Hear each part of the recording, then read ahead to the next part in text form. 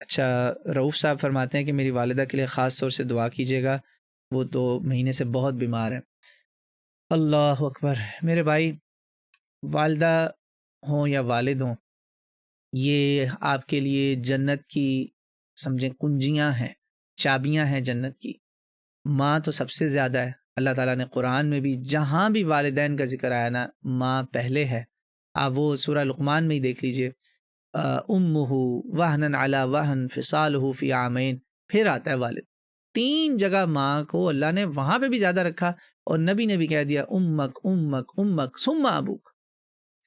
تو جتنی خدمت کر سکتے ہیں کر لیں، دل نہ دکھائیے گا ماں کا، دل نہ دکھائیے گا ان دنوں میں۔ کچھ ہو جائے، وہ آپ کو کچھ کہیں، ماں کا جو دل دکھتا ہے نا، اصل میں ماں کبھی بد دعا نہیں دیتی۔ میں نے اپنی آنکھوں سے دیکھا، کبھی اپنی اولاد کو ماں بد دعا نہیں دیتی، مگر جو دل تڑپتا ہے نا، کہتے ہیں نا دل سے جو آہ نکل جاتی ہے نا، وہ اوپر پہنچ جاتی ہے۔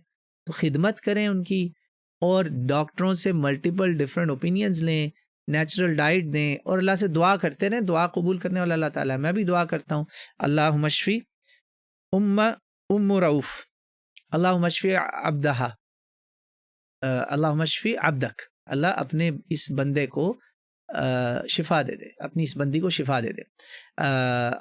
ایکچولی رسول اللہ صلی اللہ علیہ وسلم دعا جب دیتے تھے نا شفا کی، تو یہ پڑھتے تھے کہ اللہم اشفی فلان فلان، یعنی اللہ فلانے کو شفا دے دے، بس اللہم کہہ دیا، اللہ کے سارے نام شامل ہو گئے۔ تو میں آپ کی والدہ کی صحت کے لیے دعا کرتا ہوں۔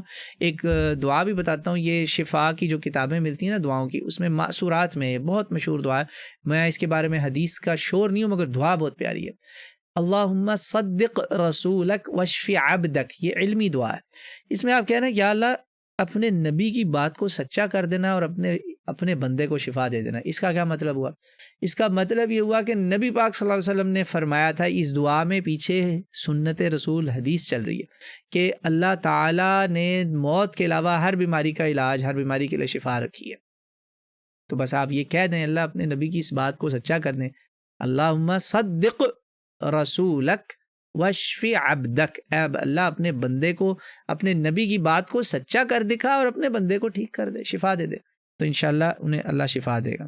تو دعاؤں، نفلوں میں، نمازوں میں، سجدوں میں، اتحیات میں، یہاں دعا مانگا کریں، تو اللہ تعالیٰ آپ کی والدہ کو شفا کاملہ عطا فرمائے۔